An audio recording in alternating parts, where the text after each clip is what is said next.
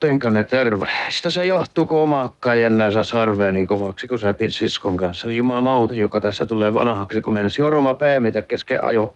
Pimiässä piti kuvitella Akkasen siskoksi, tänne oli kaukati. Oli kataan, että se en ole eräänlaista impotenssia, vaikka saman läpeen takomisen kylleistymistä. Kertokaa kokeilemme.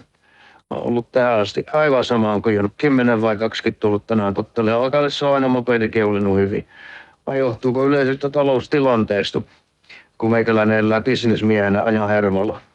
Nyt neuvoisin teitä, että kun ajatellut sijoittaa juomattomia ropuja, niin älkää tehkö mitään, sillä talous on menossa, kun voi vahtia taantuma. Sijoitatte, niin voi olla, että ei ottaa rahoja ulos, kun sukelta. Itse olen ottanut viime viikolla kaikki osakerahat ulos ja katsoin tilannetta rauhassa, miten se tässä käy. Kun kerroin, niin itsehän ostin Kemijärveltä osakkeita, mutta se on eri juttu, kun rahat on kiinni kiinteässä omaisuudessa, ei paperisessa. Anyway, Amerikan asuntokauppa taantuu, euro vahvistuu, inflaation laukkaa, Englanti menee nuri, mitä meille jää. Minä ainakin muutan Kemijärvelle nautiskelee eläkepäivistä ja Akansiskosta. Senkin nimi on Päivi.